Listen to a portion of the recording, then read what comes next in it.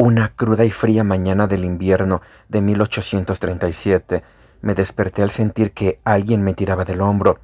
Era Holmes. La vela que llevaba en la mano iluminaba el rostro ansioso que se inclinaba sobre mí, y me bastó una mirada para comprender que algo iba mal. «¡Vamos, Watson, vamos!», me gritó. «La partida ha comenzado. Ni una palabra. Vístase y venga conmigo». 10 minutos después íbamos los dos en un coche de alquiler, rodando por calles silenciosas, camino de la estación de Charing Cross. Comenzaban a aparecer las primeras y débiles luces de la aurora invernal, y, de cuando en cuando, alcanzábamos a ver la figura borrosa de algún obrero madrugador que se cruzaba con nosotros, difuminada en la bruma iridiscente de Londres. Holmes se arrebujaba en silencio en su grueso abrigo, y yo la imitaba de buena gana, porque hacía un frío intenso y ninguno de los dos habíamos desayunado. Hasta que no hubimos tomado un poco de té caliente en la estación y ocupado nuestros asientos en el tren de Kent, no nos sentimos lo suficientemente descongelados, él para hablar y yo para escuchar. Holmes sacó una carta del bolsillo y la leyó en voz alta. «Abbey Grange, Marsham, Kent, 3:30 de la mañana. Querido señor Holmes, me gustaría mucho poder contar cuanto antes con su ayuda en lo que promete ser un caso de lo más extraordinario. Parece que entra de lleno en su especialidad. Aparte de dejar libre a la señora, procuraré que todo se mantenga exactamente como lo encontré, pero le ruego que no pierda un instante, porque es difícil dejar aquí a Lord Eustace. Le saluda atentamente, Stanley Hopkins». Hopkins ha recurrido a mí en 7 ocasiones, y en todas ellas su llamada estaba justificada, dijo Holmes. Creo que todos esos casos han pasado a formar parte de su colección, y debo reconocer, Watson, que posee un cierto sentido de la selección que compensa muchas cosas que me parecen deplorables en sus relatos. Su nefasta costumbre de mirarlo todo desde el punto de vista narrativo, en lugar de considerarlo como un ejercicio científico, ha echado a perder lo que podría haber sido una instructiva e incluso clásica serie de demostraciones. Pasa usted por encima de los aspectos más sutiles y refinados del trabajo para recrearse en detalles sensacionalistas que pueden emocionar, pero jamás instruir al lector. «¿Por qué no los escribe usted mismo?», dije, algo picado. «Lo haré, querido Watson, lo haré.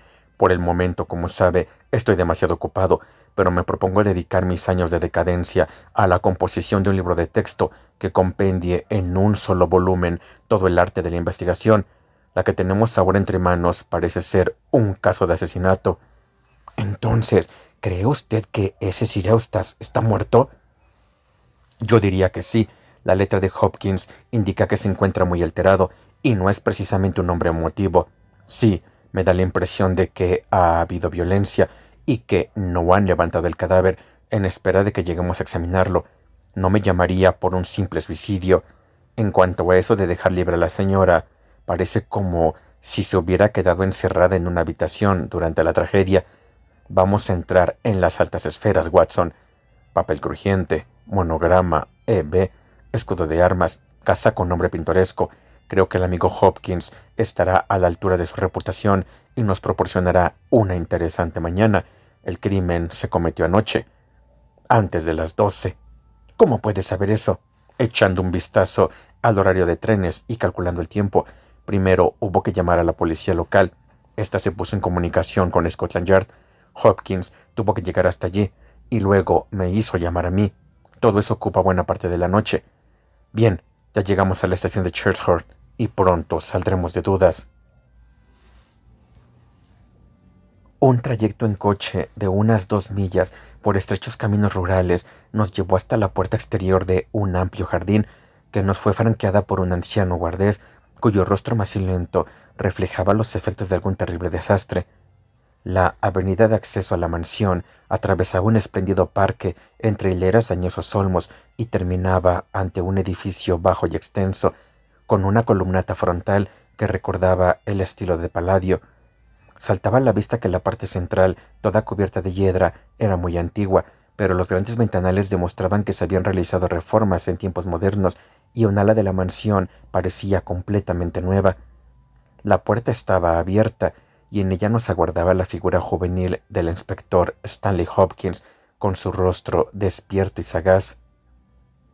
Me alegro mucho de que haya venido, señor Holmes, y usted también, doctor Watson, aunque la verdad, de haber sabido lo que iba a ocurrir, no les habría molestado, porque en cuanto la señora volvió en sí, nos dio una explicación tan clara del asunto que poco nos queda ya por hacer.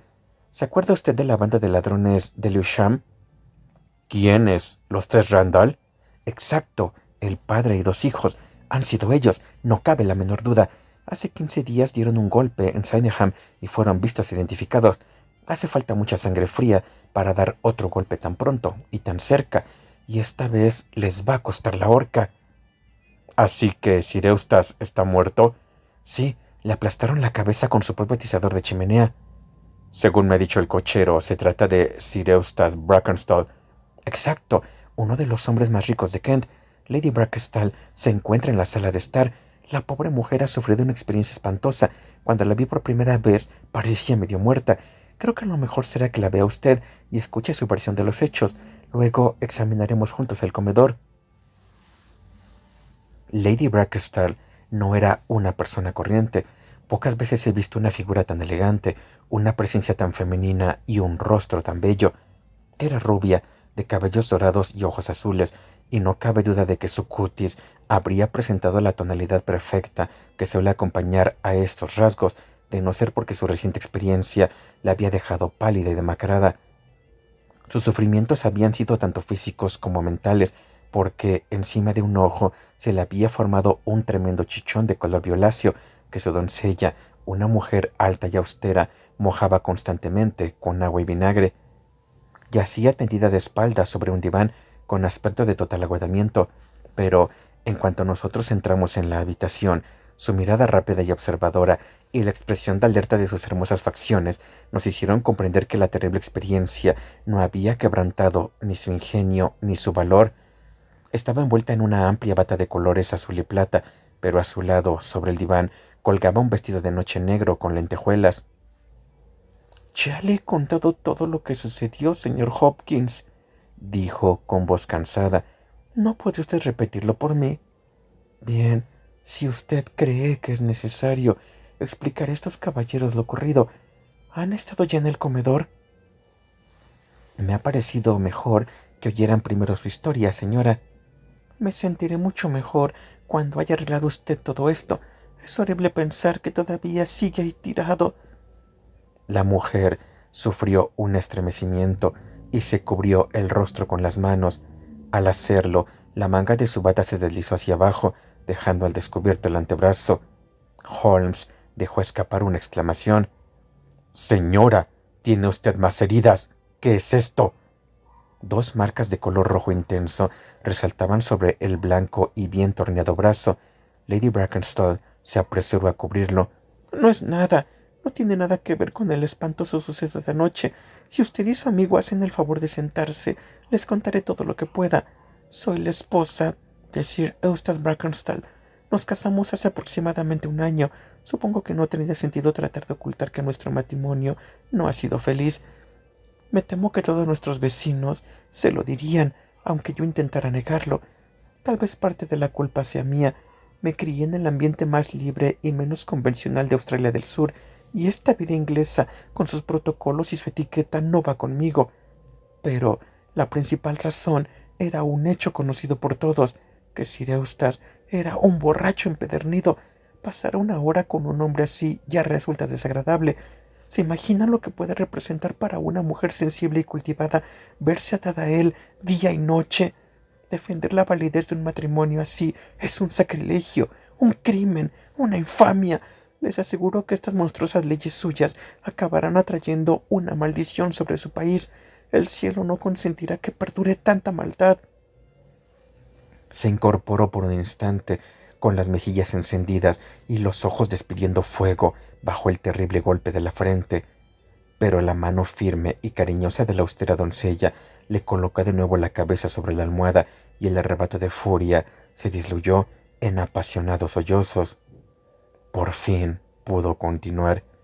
Voy a contarles lo de anoche.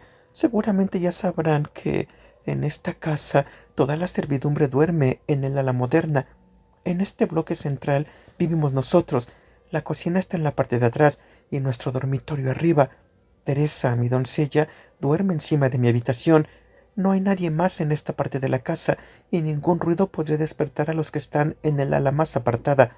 Los ladrones tenían que saberlo, pues de lo contrario no habrían actuado como lo hicieron. Sir Eustace se retiró aproximadamente a las 10:30. La servidumbre ya se había marchado a su sector. La única que seguía levantada era mi doncella, que permanecía en su habitación del piso alto hasta que yo necesitara sus servicios. Yo me quedé en esta habitación hasta después de las 11, absorta en la lectura de un libro. Luego di una vuelta por la casa para asegurarme de que todo estaba en orden antes de subir a mi cuarto. Tenía la costumbre de hacerlo yo misma, porque, como ya les he explicado, Sir Eustace no siempre estaba en condiciones. Revisé la cocina, la despensa, el armero, la sala de billar y, por último, el comedor. Al acercarme a la ventana, que tiene cortinas muy gruesas, sentí de pronto que me daba el viento en la cara y comprendí que estaba abierta. Descorrí las cortinas y me encontré cara a cara con un hombre ya mayor, ancho de hombros, que acababa de penetrar en la habitación. La ventana es un ventanal francés que, en realidad, forma una puerta que da al jardín. Yo llevaba en la mano una palmatoria con la vela encendida y a su luz pude ver a otros 2 hombres que venían detrás del primero y estaban entrando en aquel momento. Retrocedí, pero el hombre se me echó encima al instante. Me agarró primero por la muñeca y después por la garganta. Abrí la boca para gritar, pero él me dio un puñetazo tremendo encima del ojo que me derribó por el suelo. Debí de permanecer inconsciente durante unos minutos, porque cuando volví en mí descubrí que habían arrancado el cordón de la campanilla y me habían atado con él al sillón de roble situado a la cabecera de la mesa del comedor. Estaba tan apretada que no podía moverme y me habían amordazado con un pañuelo para impedir que hiciera ruido. En aquel preciso instante, mi desdichado esposo entró en el comedor. Sin duda, había oído ruidos sospechosos y venía preparado para una escena como la que, efectivamente, se encontró. Estaba en mangas de camisa y empuñaba su bastón favorito, de madera de espino. Se lanzó contra uno de los ladrones, pero otro, el más viejo, se agachó, cogió el atizador de la chimenea y le pegó un golpe terrible según pasaba a su lado. Cayó sin soltar ni un gemido y ya no volvió a moverse. Me desmayé de nuevo, pero también esta vez debieron de ser muy pocos minutos los que permanecí inconsciente. Cuando abrí los ojos, vi que se habían apoderado de toda la plata que había en el aparador y que habían abierto una botella de vino. Cada uno de ellos tenía una copa en la mano. Ya les he dicho, o no, que no era viejo y barbudo, y los otros 2 muchachos imberbes podrían haber sido un padre y sus 2 hijos. Estaban cuchicheando entre ellos.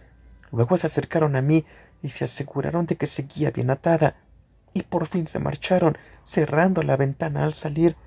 Tardé por lo menos un cuarto de hora en quitarme la mordaza de la boca, y cuando lo conseguí, mis gritos hicieron bajar a la doncella. No tardó en acudir el resto del servicio, y avisamos a la policía, que inmediatamente se puso en contacto con Londres. Eso es todo lo que puedo decirles, caballeros, y espero que no será necesario que vuelva a repetir una historia tan dolorosa. ¿Alguna pregunta, señor Holmes? Preguntó Hopkins.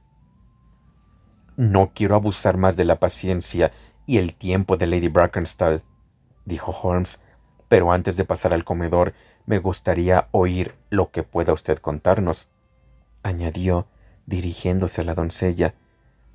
Yo vi a esos hombres antes de que entraran en la casa, dijo ésta. Estaba sentada junto a la ventana de mi habitación y vi a 3 hombres a la luz de la luna junto al portón de la casa del guardés, pero en aquel momento no le di importancia.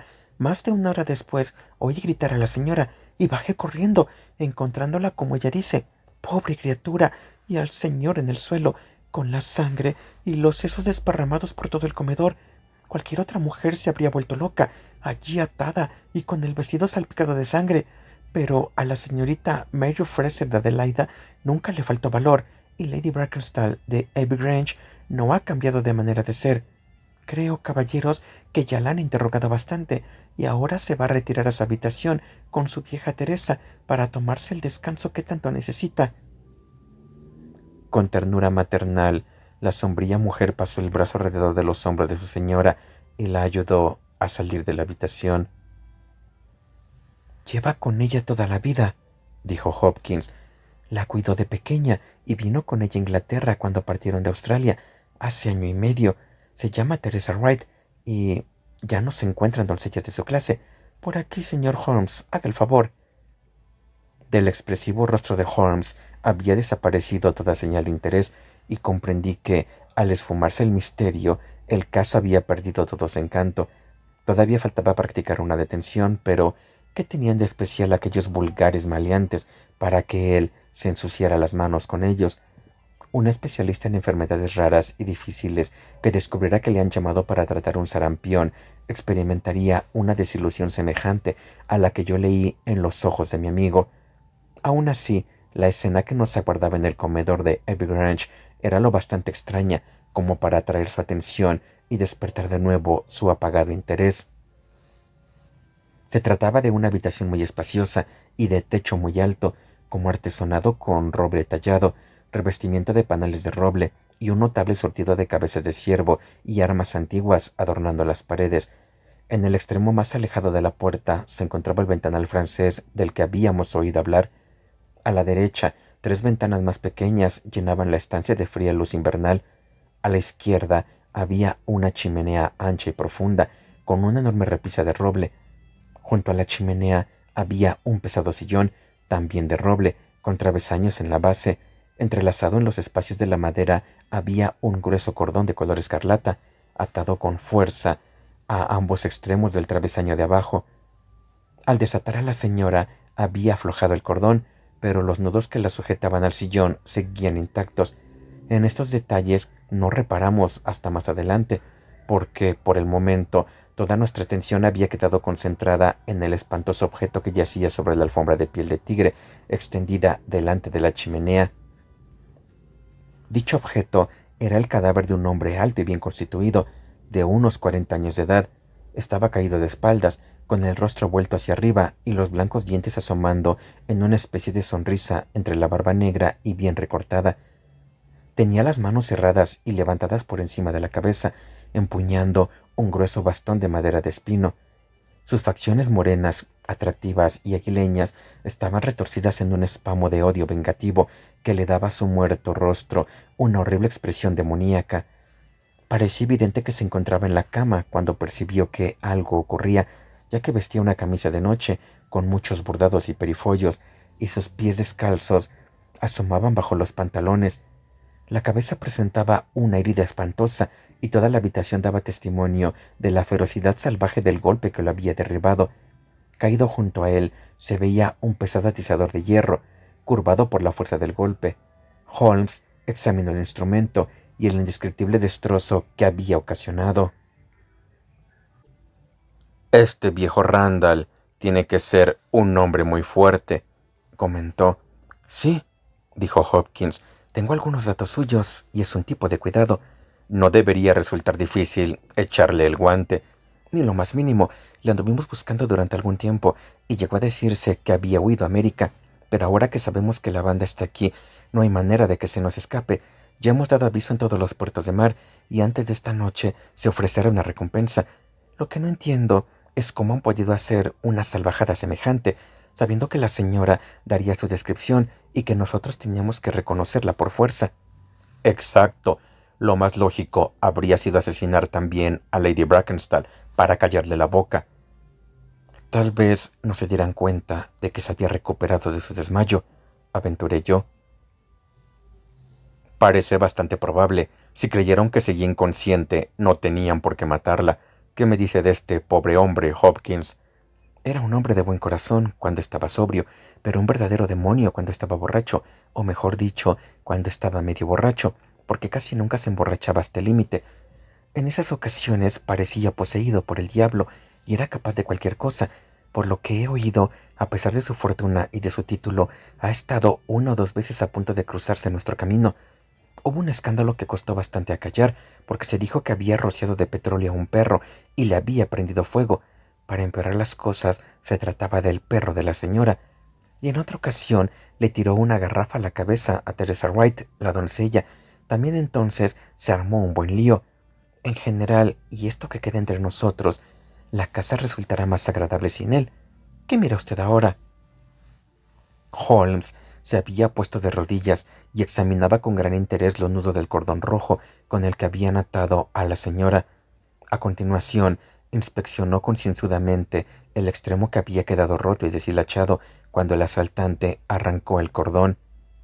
Al arrancar esto, la campanilla de la cocina tuvo que hacer un ruido tremendo, comentó. Nadie podría oírlo. La cocina está en la parte de atrás de la casa. ¿Y cómo sabía el ladrón que no lo iba a oír nadie? ¿Cómo se atrevió a tirar del cordón de una campanilla de manera tan insensata? Exacto, señor Holmes. Eso es. Acaba usted de plantear la misma pregunta que yo me vengo haciendo una y otra vez. No cabe duda de que este sujeto conocía la casa y sus costumbres. Tiene que haber estado completamente seguro de que toda la servidumbre se había acostado ya, a pesar de ser relativamente temprano, y de que nadie podía oír sonar la campana de la cocina, de lo que se deduce que tenía que estar compinchado con alguno de los sirvientes. Esto, desde luego, es de cajón. Lo malo es que hay 8 sirvientes, y todos tienen buenas referencias. En igualdad de condiciones, dijo Holmes, uno se inclinaría a sospechar de la persona a quien le tiraron una garrafa a la cabeza. Sin embargo, eso supondría una traición a su señora, por quien esta mujer parece sentir devoción. Bueno, este detalle carece de importancia, porque cuando agarre usted a Randall, no creo que le resulte difícil averiguar quiénes fueron sus cómplices. Desde luego, todos los detalles que tenemos a la vista parecen corroborar el relato de la señora, si es que necesitaba corroboración. Se acercó al ventanal francés y lo abrió de par en par. Aquí no se ven huellas, pero el terreno es durísimo y no es de esperar que las haya. Veo que esas velas que hay encima de la repisa de la chimenea han estado encendidas. Sí, los ladrones se alumbraron con ellas y con la palmatoria de la señora. ¿Y qué se llevaron? Pues no se llevaron gran cosa, como media docena de artículos de plata que había en ese aparador. Lady Brackenstall opina que la muerte de Sir Eustace les debió impresionar y que por eso no saquearon la casa, como habrían hecho en otras circunstancias. Seguro que fue eso, y sin embargo se pusieron a beber vino, según tengo entendido. Para calmarse los nervios. Ya, supongo que nadie ha tocado esas 3 copas que hay sobre el aparador. Así es, y la botella está tal como la dejaron. Vamos a ver. Caramba. ¿Qué es esto? Las 3 copas estaban juntas, todas ellas con rastros de vino, y una de ellas contenía bastantes pozos. La botella estaba cerca de la copa llena en sus 2/3 partes, y junto a ella había un tapón de corcho, largo y muy manchado. El aspecto de la botella y el polvo que la cubría indicaba que los asesinos habían saboreado un vino nada corriente. La actitud de Holmes había cambiado de pronto. Su expresión de indiferencia había desaparecido, y de nuevo pude advertir una chispa de interés en sus ojos hundidos y penetrantes. Cogió el corcho y lo examinó minuciosamente. ¿Cómo sacaron el corcho?, preguntó. Hopkins señaló un cajón a medio abrir. En su interior había unas cuantas piezas de mantelería y un enorme sacacorchos. ¿Ha dicho Lady Brackenstall que usaron ese sacacorchos? No, recuerde que estaba inconsciente mientras ellos abrían la botella. Es cierto, la verdad es que no utilizaron este sacacorchos. Esta botella se abrió con un sacacorchos de bolsillo, probablemente de los que van incorporados a una navaja y que no tendría más de 1,5 pulgadas de largo. Si examina usted la parte superior del corcho, verá que tuvieron que meter el sacacorchos 3 veces para poder sacar el tapón. No han llegado a atravesarlo. Este sacacorchos tan grande habría atravesado el tapón y lo habría sacado de un solo tirón. Cuando atrape usted a este tipo, verá cómo lleva encima una de esas navajas de múltiples usos. ¡Magnífico!, exclamó Hopkins. Pero estas copas, confieso que me desconciertan. Lady Brackenstall vio beber a los 3 hombres, ¿no dijo eso? Sí, eso lo dejó muy claro. Entonces, eso zanja la cuestión. ¿Qué más podríamos decir? Y sin embargo, Hopkins, tiene usted que admitir que estas 3 copas son muy curiosas. ¿Cómo? ¿Que no ve usted nada de curioso en ellas? Está bien, dejémoslo correr. Es posible que cuando un hombre posee facultades y conocimientos especiales como los míos, tienda a buscar explicaciones complicadas, aunque tenga una más sencilla a mano. Lo de las copas, naturalmente, podría ser pura casualidad. En fin, buenos días, Hopkins. No creo que pueda serle útil para nada, y parece que ya tiene usted el caso aclarado. Ya me avisará cuando detengan a Randall, y espero que me informe de cualquier otra novedad que pueda presentarse. Confío en poder felicitarle pronto por haber llevado el caso a una conclusión satisfactoria. Vamos, Watson, creo que aprovecharemos mejor el tiempo en casa. Durante nuestro viaje de regreso pude darme cuenta, por la expresión de Holmes, de que se encontraba muy intrigado por algo que había observado. De cuando en cuando, y haciendo un esfuerzo, lograba desembarazarse de aquella impresión y hablar como si el asunto estuviera muy claro, pero de pronto volvían a acometerle las dudas, y sus cejas fruncidas y su mirada abstraída indicaban que sus pensamientos habían volado de nuevo hacia el gran comedor de Abbey Grange, escenario de aquella tragedia nocturna. Por fin, con un impulso repentino, y en el preciso momento en que nuestro tren empezaba a arrancar en una estación de las afueras, saltó al andén y me arrastró a mí tras él. Perdóneme, querido amigo, dijo, mientras veíamos desaparecer tras una curva los vagones de cola de nuestro tren. Lamento mucho hacerle víctima de lo que quizás parezca un mero capricho, pero por mi vida, Watson, que me resulta sencillamente imposible dejar el caso como está. Todos mis instintos se rebelan contra ello. Hay un error. Todo es un error. Le juro que es un error. Y sin embargo, la declaración de la señora no tiene cabos sueltos. La confirmación de la doncella parece suficiente. Casi todos los detalles concuerdan. ¿Qué puedo yo oponer a eso? 3 copas de vino, eso es todo. Pero si yo no hubiera dado ciertas cosas por sentadas, si lo hubiera examinado todo con la atención que dedico cuando abordo un caso desde cero, sin dejarme influir por una historia perfectamente construida, ¿acaso no habría encontrado algo más concreto en que basarme? Pues claro que sí. Siéntese en este banco, Watson, hasta que pase un tren hacia Chelmsford y deje que le exponga mis razones. Pero, antes que nada, le ruego que borre de su mente la idea de que todo lo que nos han contado la doncella y la señora tiene que ser necesariamente cierto. No debemos permitir que la encantadora personalidad de la dama influya en nuestro buen juicio. Desde luego, hay en su relato algunos detalles que, si los consideramos en frío, resultan bastante sospechosos. Estos ladrones dieron un golpe importante en Sydenham hace 15 días. Los periódicos hablaron de ellos y publicaron sus descripciones, y parece natural que, si alguien desea inventar una historia en la que intervienen ladrones imaginarios, se inspire en ellos. Pero en realidad, y como regla general, los ladrones que acaban de dar un buen golpe se conforman con disfrutar de su botín en paz y tranquilidad, sin embarcarse en nuevas empresas arriesgadas. Además de esto, no es normal que los ladrones actúen a una hora tan temprana. No es normal que golpeen a una señora para impedir que grite, ya que a cualquiera se le ocurre que ese es el medio más seguro de hacerla gritar. No es normal que cometan un asesinato cuando son lo bastante numerosos para reducir a un solo hombre sin tener que matarlo. No es normal que se conformen con un botín reducido cuando tienen mucho más a su alcance. Y por último, yo diría que no es nada normal que unos hombres de esa clase dejen una botella medio llena. ¿Qué le parecen todas esas anormalidades, señor Watson? Desde luego, su efecto acumulativo es considerable, y sin embargo, cada una de ellas por sí sola es perfectamente posible. A mí lo que me parece menos normal de todo es que ataran a la señora al sillón. Bueno, de eso no estoy tan seguro, Watson. Es evidente que, una de dos, o tenían que matarla, o tenían que inmovilizarla para que no pudiera dar la alarma en cuanto ellos escaparan. Pero de cualquier modo, creo haber demostrado que existe un cierto factor de improbabilidad en la historia de la dama, ¿no le parece? Y luego, para colmo, viene el detalle de las copas de vino. ¿Qué pasa con las copas de vino? ¿Puede usted representárselas mentalmente? Las veo con toda claridad. Nos dicen que 3 hombres bebieron de ellas. ¿Le parece a usted probable? ¿Por qué no? Había vino en las 3. Exacto, pero solo había pozos en una copa. Tiene usted que haberse fijado en ello. ¿Qué le sugiere eso? La última copa que se llenó tendría más pozo. Nada de eso. La botella tenía pozo en abundancia y resulta inconcebible que en las dos primeras copas no caiga nada y la tercera quede llena de pozo. Existen dos explicaciones posibles, y solo dos. La primera es que, después de llenar la segunda copa, agitaran la botella, con lo cual la tercera copa recibiría todo el pozo. Esto no parece probable.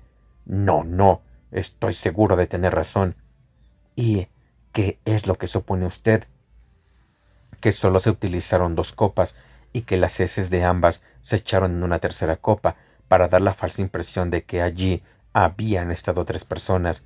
De ser así, todo el pozo habría quedado en esta última copa, ¿no es cierto? Sí, estoy convencido de ello, pero si he acertado con la verdadera explicación de este pequeño fenómeno, entonces el caso se eleva al instante desde el plano de lo vulgar al de lo excepcional, ya que eso solo puede significar que Lady Brackenstall y su doncella nos han mentido deliberadamente, que no debemos creer ni una sola palabra de su historia, que tienen alguna razón de peso para encubrir el verdadero asesino y que tendremos que reconstruir el caso por nuestros propios medios, sin ninguna ayuda por su parte. Esta es la misión que ahora nos aguarda, Watson, y ahí viene el tren de Charles Hort. Los habitantes de Abbey Grange se sorprendieron mucho de nuestro regreso, pero Sherlock Holmes, al enterarse de que Stanley Hopkins había ido a presentar su informe en la jefatura, tomó posesión del comedor, cerró la puerta por dentro y se enfrascó durante 2 horas en una de aquellas minuciosas y concienzudosas investigaciones que formaban la sólida base en lo que se apoyaban sus brillantes trabajos deductivos. Sentado en un rincón, como un estudiante aplicado que observa una demostración del profesor, yo seguía paso a paso aquella admirable exploración. El ventanal, las cortinas, la alfombra, el sillón, la cuerda. Todo fue examinado al detalle y debidamente ponderado. Ya se habían llevado el cadáver del desdichado baronet, pero todo lo demás continuaba tal como lo habíamos visto por la mañana. En un momento dado, y con gran asombro por mi parte, Holmes se subió a la repisa de la chimenea. Muy por encima de su cabeza colgaban las pocas pulgadas de cordón rojo que permanecían unidas al cable. Se quedó un buen rato mirando hacia arriba y luego, con intención de acercarse más, apoyó la rodilla en una moldura de la pared de madera. De este modo llegaba con la mano a pocas pulgadas del extremo roto del cordón, pero lo que más pareció interesarle no fue esto, sino la moldura misma. Por último, saltó al suelo con una exclamación de satisfacción. «Ya está, Watson», dijo. «Tenemos el caso resuelto y es uno de los más notables de nuestra colección. Pero hay que ver lo torpe que he sido y lo cerca que he estado de cometer el mayor disparate de mi vida. Ahora creo que, a falta de unos pocos eslabones, mi cadena está ya casi completa». «¿Ya tiene usted a sus hombres?» «A mi hombre, Watson, a mi hombre. Solo uno, pero un tipo de cuidado, fuerte como un león. Fíjese en ese golpe que ha doblado el atizador. 1,90 de estatura, ágil como una ardilla, hábil con los dedos y, sobre todo, con un talento más que notable, ya que toda esta ingeniosa historia es invención suya. Sí, Watson, nos hemos topado con la obra de un individuo verdaderamente extraordinario. Y sin embargo, en ese cordón de campanilla nos ha dejado una pista que tendría que habernos sacado de dudas al instante. ¿Dónde estaba esa pista? Vamos a ver, Watson, si fuera usted a arrancar un cordón de campanilla, ¿por dónde cree que se rompería? Sin duda, por el punto donde está unido al cable, porque habría de romperse a 3 pulgadas del extremo, como ha hecho este. Quizás porque estaba gastado en ese punto. Exacto. Este extremo, que es el que podemos examinar, está deshilachado. Ha sido lo bastante astuto como para deshilacharlo con su navaja, pero el otro extremo no lo está. Desde aquí no se puede ver, pero si se sube usted a la repisa, verá que está cortado limpiamente, sin señal alguna de deshilachamiento. Es fácil reconstruir lo ocurrido.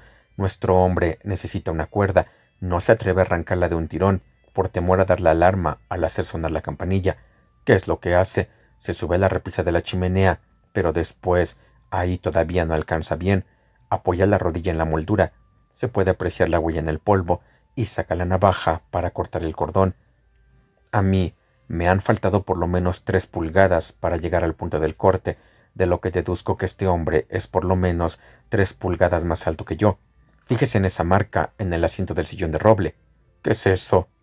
¡Sangre! Ya lo creo que es sangre. Solo con eso queda desacreditado el relato de la señora. Si ella estaba sentada en este sillón cuando se cometió el crimen, ¿cómo cayó ahí esa mancha? No, no. Ella se sentó en el sillón después de la muerte de su marido. Apostaría que el vestido negro tiene una mancha que coincide con esta. Este todavía no es nuestro Waterloo, Watson, sino más bien nuestro Marengo, porque empieza en derrota y acaba en victoria. Ahora me gustaría cambiar unas palabras con la doncella Teresa. Vamos a tener que proceder con cautela durante algún tiempo si queremos obtener la información que necesitamos. Aquella severa doncella australiana era todo un personaje, taciturna, recelosa, de modales bruscos. Tuvo que transcurrir un buen rato antes de que la actitud amistosa de Holmes y su franca aceptación de todo lo que ella decía la descongelaran hasta el punto de corresponder a su simpatía. No hizo ningún intento de ocultar el odio que sentía hacia su difunto señor. Sí, señor, es verdad que me tiró una garrafa a la cabeza. Le oí insultar a mi señora y le dije que no se atrevería a hablar así si el hermano de la señora estuviese aquí. Entonces fue cuando me tiró la garrafa. A mí me habría dado igual que me tirase una docena, con tal que dejara tranquila a mi pajarita. Estaba siempre maltratándola, y ella tenía demasiado orgullo para quejarse.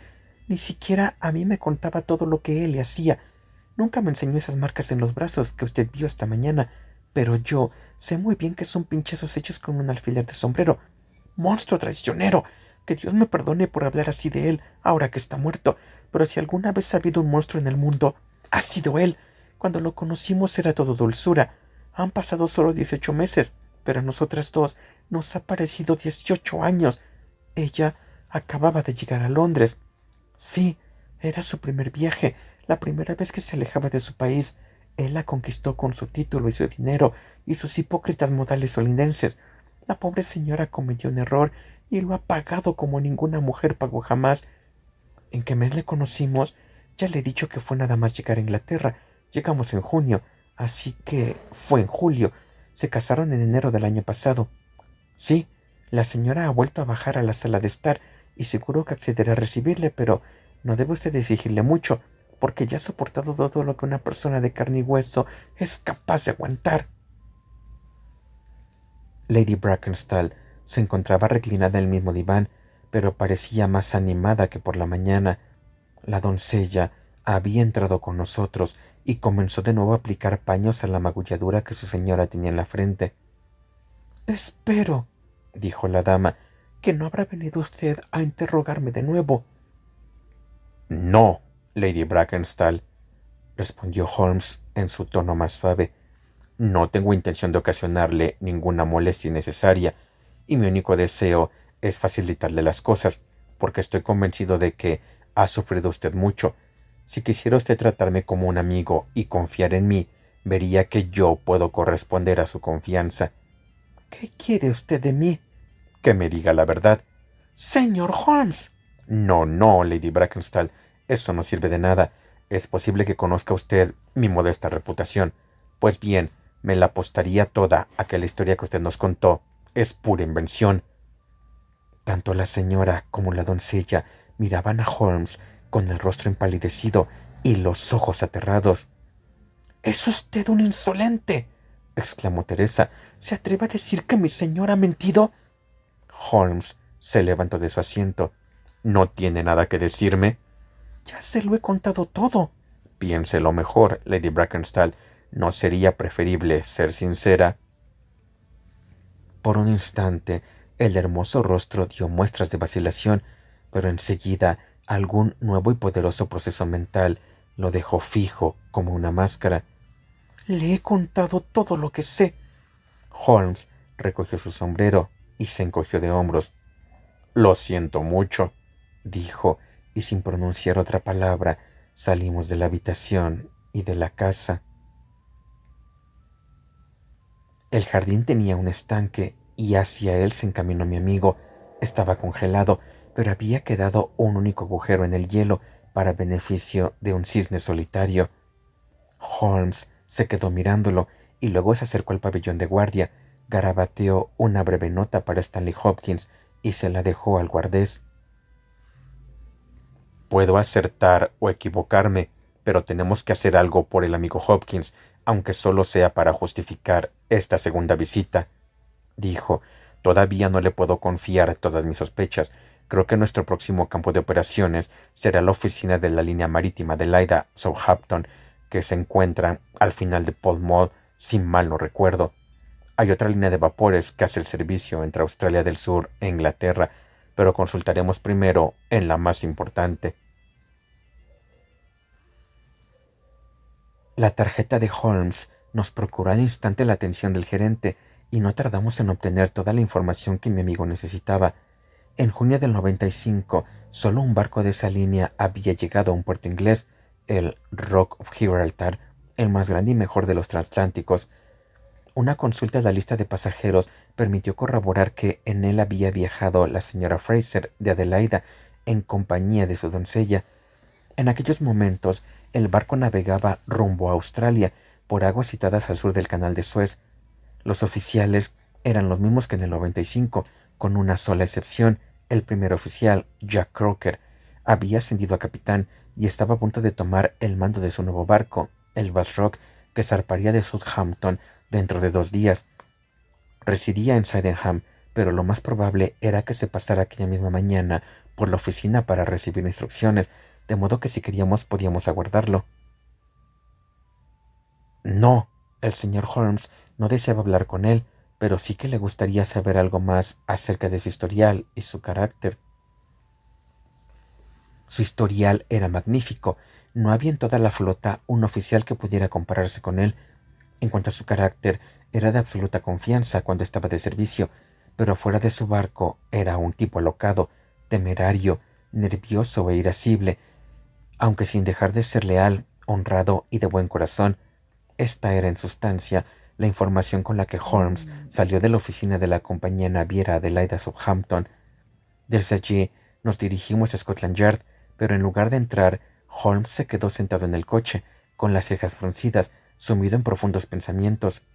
Por último, se hizo llevar a la oficina de telégrafo de Charing Cross, donde cursó un telegrama, y regresamos al fin a Baker Street.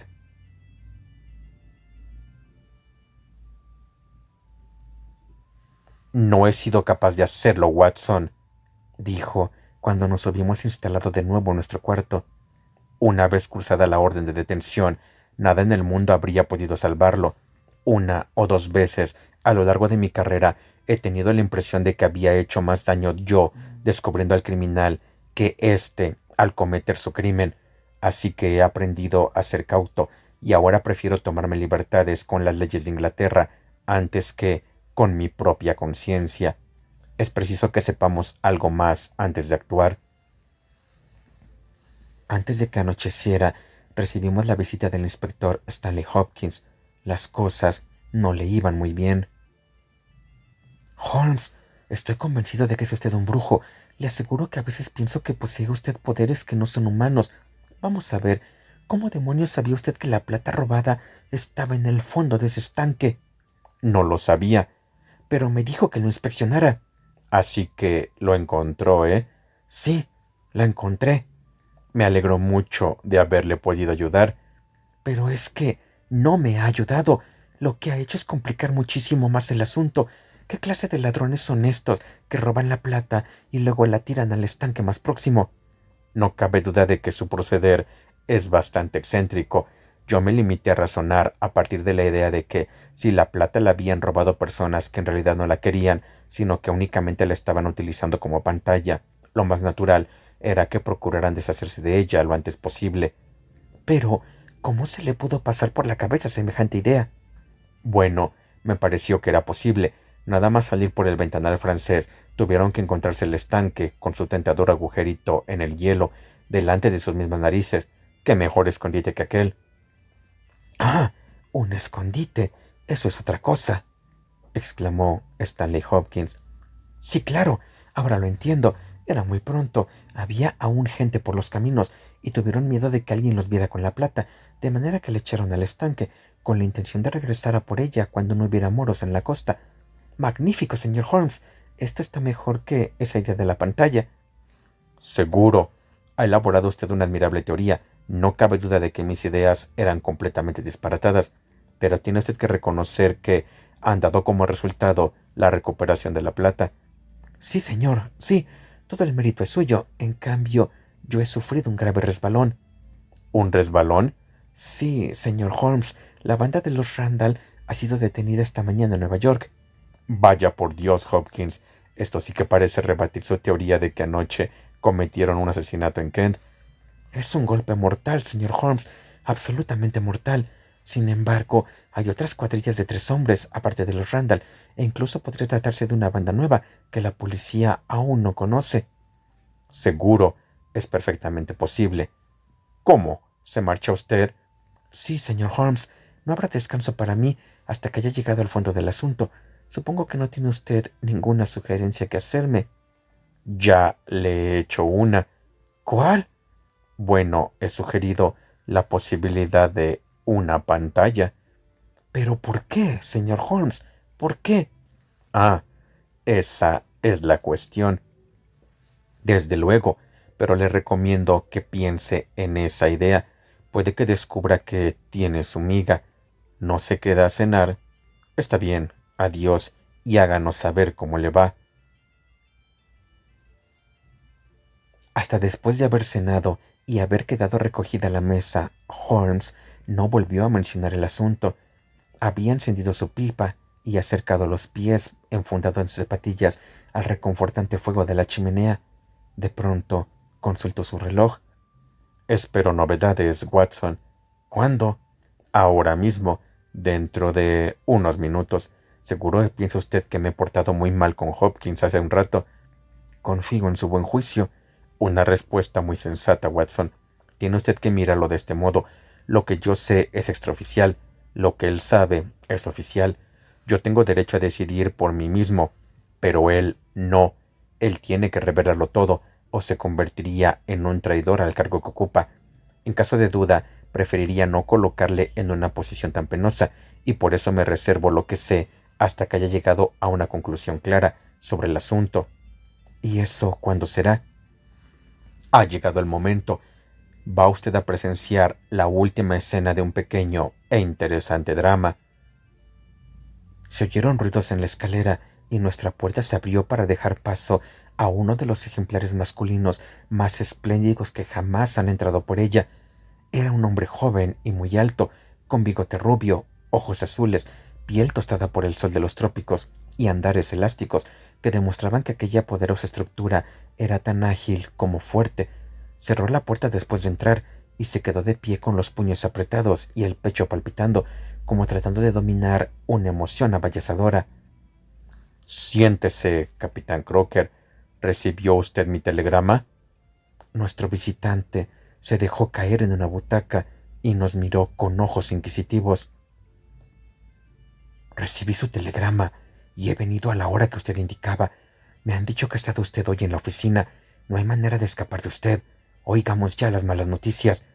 ¿Qué piensa hacer conmigo? ¿Detenerme? Hable, hombre. No se quede ahí sentado jugando conmigo como el gato con el ratón. Dele un cigarro, me dijo Holmes. Muerda eso, capitán Crocker, y no se deje llevar por los nervios. Puede estar seguro de que yo no me sentaría a fumar con usted si lo considerase un criminal vulgar. Sea sincero conmigo y saldrá ganando. Trate de engañarme y lo aplastaré. ¿Qué quiere usted que haga? Que me cuente toda la verdad de lo sucedido anoche en Abbey Grange. Toda la verdad, fíjese bien, sin añadir ni omitir nada. Es ya tanto lo que sé, que si se desvía usted una pulgada del camino recto, tocaré este silbato de policía desde la ventana y el asunto quedará fuera de mis manos para siempre. El marino meditó un momento y luego se dio una palmada en la pierna con su enorme mano tostada por el sol. Correré el riesgo, dijo. Creo que es usted un hombre de palabra y un hombre justo, y le voy a contar toda la historia, Pero antes tengo que decirle una cosa. Por lo que a mí respecta, no me arrepiento de nada, no temo nada. Volvería a hacer lo que hice y me sentiría orgulloso de haberlo hecho. ¡Maldita bestia! Aunque tuviera más vidas que un gato, no le bastaría con todas ellas para pagar lo que hizo. Pero está la señora Mary Fraser. ¿Por qué jamás me harán llamarla por ese otro maldito apellido? Cuando pienso los problemas que esto puede ocasionarle, yo quedaría la vida solo por hacer brotar una sonrisa en su amado rostro. Es que se me hace la sangre agua. Y sin embargo, ¿qué otra cosa podía yo hacer? Voy a contarles mi historia, caballeros, y después les preguntaré, de hombre a hombre, si podía haber hecho otra cosa. Tengo que retroceder un poco. Parece que ustedes lo saben todo, así que supongo que ya saben que la conocí cuando ella era pasajera y yo, primer oficial del Rock of Gibraltar. Desde que la vi por primera vez, no existió otra mujer para mí. Cada día del viaje la amaba más y muchas veces, durante la oscuridad de la guardia nocturna, me he arrodillado para besar la cubierta del barco, allí donde sus queridos pies la habían pisado. Ella nunca me prometió nada. Me trató con toda la honradez con que una mujer puede tratar a un hombre. No tengo ninguna queja. Por mi parte, todo era amor.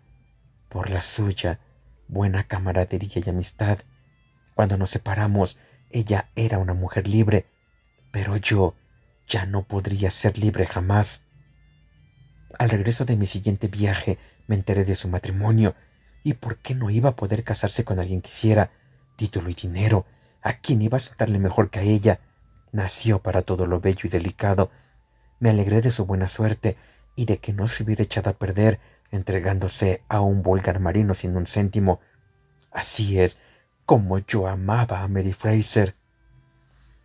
En fin, pensaba que no la volvería a ver, pero al concluir mi último viaje fui ascendido a capitán y mi nuevo barco aún no se había botado, de manera que tuve que esperar un par de meses y fui a pasarlos con mi familia en Sydenham.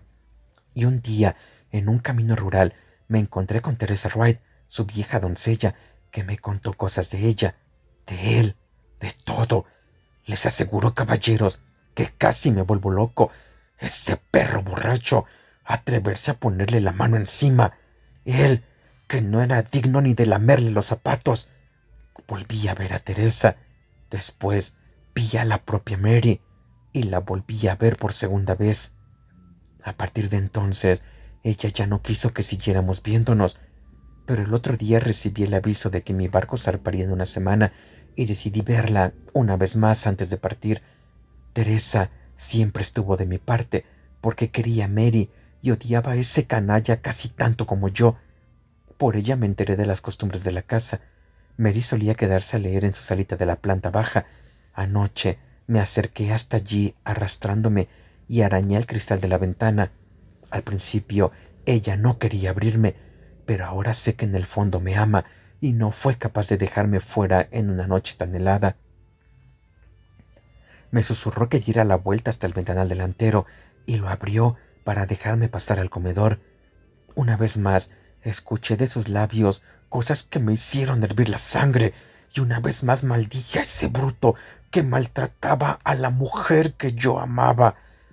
Pues bien, caballeros, allí estábamos los dos, de pie junto al ventanal, y pongo al cielo por testigo de que en una actitud absolutamente inocente, cuando ese hombre se precipitó en la habitación como un loco, le dijo los peores insultos que un hombre puede dirigir a una mujer y la golpeó en la cara con el bastón que traía en la mano. Yo di un salto para coger el atizador y entablamos una lucha bastante igualada. Aquí en mi brazo puede ver dónde cayó su primer golpe. Pero entonces me tocó pegar a mí y le partí el cráneo como si hubiera sido una calabaza podrida. ¿Creen ustedes que lo lamenté? Ni lo más mínimo. Era su vida o la mía. Más aún, era su vida o la de ella. Porque, ¿cómo iba yo a dejarla en poder de aquel loco? Así lo maté. Hice mal. Si es así, caballeros, díganme qué habrían hecho ustedes de encontrarse en mi situación. Ella había gritado cuando él la golpeó y eso hizo bajar a la vieja Teresa de la habitación de arriba. En el aparador había una botella de vino y yo la abrí para verter un poco en los labios de Mary, que estaba medio muerta del susto. Yo también bebí un poco, pero Teresa se mantenía fría como el hielo, y la idea fue tan suya como mía. Teníamos que aparentar que habían sido los ladrones. Teresa no paró de repetirle la historia a su señora, mientras yo trepaba para cortar el cordón de la campanilla. Luego la até al sillón e incluso deshilaché el extremo del cordón para que pareciera natural y nadie se preguntara cómo había podido un ladrón trepar hasta allí para cortarlo. Cogí unos cuantos platos y cacharros de plata para reforzar la historia del robo y las dejé solas, indicándoles que dieran la alarma un cuarto de hora después de marcharme yo. Tiré la plata al estanque y me volví a Sydenham con la sensación de que, por una vez en mi vida, había aprovechado bien la noche. Y esa es la verdad y toda la verdad, señor Holmes, aunque me cueste el cuello. Holmes siguió fumando en silencio durante un rato. Luego cruzó la habitación y estrechó la mano de nuestro visitante. Esto es lo que pienso, dijo. Sé que todo lo que me ha dicho es verdad, porque prácticamente no ha dicho ni una palabra que yo no supiera ya. Nadie más que un acróbata o un marinero podía haber trepado para cortar ese cordón desde la moldura, y nadie más que un marino podría haber hecho esos nudos para atar el cordón a la silla. La señora no había estado en contacto con marinos más que una sola vez en su vida, y eso fue durante su viaje, y tenía que tratarse de alguien de su misma categoría humana, por el empeño que ponían en cubrirle, lo cual de paso demostraba que le amaba. ¿Ya ve lo fácil que me ha resultado dar con usted en cuanto me puse a seguir la pista adecuada? Yo creí que la policía nunca conseguiría descubrir nuestro engaño, y no lo ha conseguido, ni creo que lo consiga. Pero mire, capitán Crocker, este es un asunto muy serio, aunque estoy dispuesto a admitir que usted actuó bajo la provocación más extrema a la que puede verse sometido un hombre. Tratándose de defender su vida, es muy posible que su acción se pueda considerar legítima. Sin embargo, eso debe decidirlo un jurado británico. Mientras tanto, me inspira usted tanta simpatía que, si decidiera desaparecer en las próximas 24 horas, yo le prometo que nadie le molestaría. ¿Y después todo saldría a relucir? Desde luego que saldrá a relucir. El marino se puso rojo de ira. ¿Cree usted que se le puede proponer algo así a un hombre? Conozco la ley lo suficiente como para saber que Mary sería detenida como cómplice. ¿Piensa que yo la dejaría sola para afrontar el escándalo mientras yo me escabullo? No, señor, que hagan lo que quieran conmigo, pero por amor de Dios, señor Holmes, tiene usted que encontrar alguna manera de librar a mi pobre Mary de los tribunales. Por segunda vez, Holmes estrechó la mano del marino. Solo estaba poniéndolo a prueba, y también esta vez ha respondido. Bien, estoy asumiendo una gran responsabilidad, pero ya le he proporcionado a Hopkins una pista excelente, y si no es capaz de sacarle partido, yo ya no puedo hacer más. Vamos a ver, capitán Crocker, hagamos esto como es debido. Usted es el acusado. Watson, usted es un jurado británico, y le aseguro que nunca he conocido una persona mejor capacitada para ejercer esa función. Yo soy el juez, y ahora, caballeros del jurado, han oído ustedes la relación de los hechos. ¿Consideran al acusado culpable o inocente? Inocente, su señoría, dije yo. Vox populi, vox Dei. Este tribunal le absuelve, capitán Crocker. A no ser que la justicia encuentre un falso culpable, está usted a salvo de mí. Vuelva usted dentro de un año a visitar a la señora, y ojalá que el futuro de ustedes dos justifique la sentencia que hemos pronunciado esta noche.